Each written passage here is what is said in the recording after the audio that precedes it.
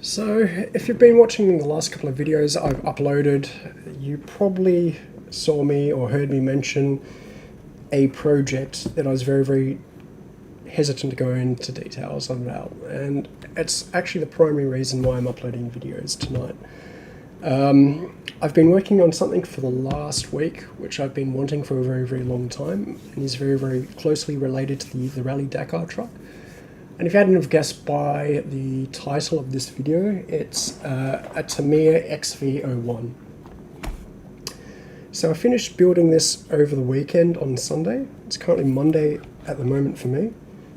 I'm realizing just how dirty this chassis is. And that's a sign that I've just been taking it outdoors and driving a lot.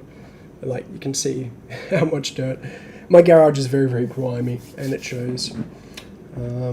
So it's not really much to say about the XV01. It's kind of funny that there's a lot of videos out there on the XV01, but not a lot of reviews and that sort of thing. I think that soldering job is kind of horrible. So you can see I'm running a tekin motor at the front. It's a 412, which is a weatherproof crawler motor. It's also 4 poles. I'm running without the brushless cable because I don't have a cable that long. And this is one of the more interesting things about this chassis. So let's go on the side here. The ESC is actually stored underneath here. I've got the transmitter in there, but the motor's all the way up the front. And so that's a long amount of cable to get there. And the front motor design puts a lot of weight on the front wheels, which makes for a very interesting driving experience. So I'm just realizing I'm actually wearing down the corners of this tyre a lot faster than I thought. I'm going to have to get some new tyres as well. So this is based on the base XV01 chassis, with minor upgrades here for the front and rear extended suspension shock system. I'm running gmade shocks. I haven't had too much of an issue with them. I know a lot of people say that the springs are very tough, but so far they've proven to be pretty good. I will be getting softer springs later on though, as I wouldn't mind a bit more adjustability and have it sit a bit lower.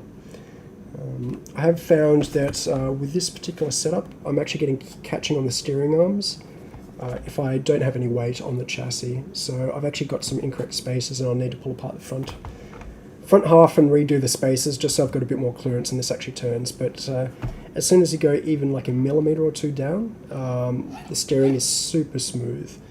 One of the more interesting things that I've found, because one of the reasons I bought this chassis was to understand why people like Tamiyas so much, and one of those things that was really nice about the Tamiyas was just how smooth the diffs are. A lot of people talk about having to shim all the gears in here as well, but that was the other thing I found, was that I only needed minimal shimming of the gears in here to make everything work really nicely. So the plastics on this have been pretty exceptional. It was a pretty good build. You've got to keep in mind that this chassis is, God, I think 8 years old now, and it does show in the instructions. The instructions have a lot of information and a lot of hints and tips. Actually, the instructions aren't the problem, it's the parts bins. The parts were just not laid out nearly as well as I would have liked. Honestly, I don't know how you'd make it better, but most of my time was spent going back to the actual parts sprues and actually working out what I needed to cut. And a lot of going back and forth was the thing that was the slowest part of this build. If it wasn't for that, it would have been a significantly quicker build.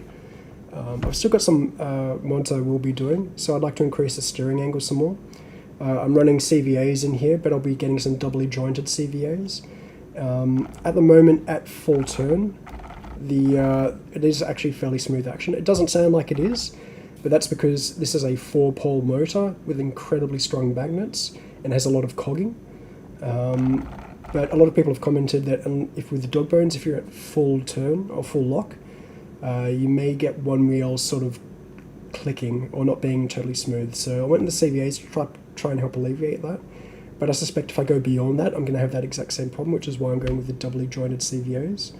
And then that should allow me to adjust it. Maybe I can get a bit more than what I've got currently there, which I can't tell if that's 45 degrees or 30. It can be a bit difficult to tell.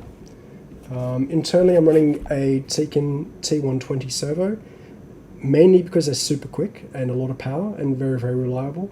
And they're also fully programmable, and I've got the programming cables for that, so it's very, very easy for me to go off and program and get that fixed up. Under the hood, it takes a I don't want to call it a shorty battery. It's a long battery, so it's actually it'll take a 2.5 centimeter or 25 mil hard case lipo, which I've got on order. That should be 98,000 milliamp hours. I've got a shorty currently that's only 6,000, and I've been using that 3S pack, if I could find it, which in itself is 3,000. This is just a cheap pack, but they work pretty well. And as you can see, it takes up most of the length, and it's got quite a bit of space above it. The only problem with this is I have to run the cable down the side, and it makes putting the case back on top here very, very difficult. So I've decided to go and get like a proper long pack for this. And the other reason for doing that is the longer case will also be, I can use it with the gmade GOM crawler I showed earlier, as well as with the much smaller Phantom. And the problem with using the 3S on this is it still doesn't quite fit. It's actually not wide enough. And so that extra wide LiPo pack will actually make it easier to secure down and then run power cables too. So it'll actually fix quite a few issues. Now, as I pointed out earlier, the motor's actually on the front on this, or in front of the front axles, and that gives it some very, very unique handling characteristics. I took this down to the garage and just went for a shred, and it was very, very controllable. I wouldn't say it was absolutely perfect and spot on, but I was running it on cement, which is not its native territory, and so I found it tended to oversteer a bit too much. But I went down to the park and took this down to the dirt and the gravel and just went for it, and it was absolutely brilliant. I do have, you can see from the dust, a whole lot of dust is accumulated. I do need to put a lot more protective covering on this just so that the dust doesn't build up internally. A classic example of this is while this actually looks sealed, I can assure you it actually isn't. There's gaps all over the place, so dirt and dust does accumulate into it.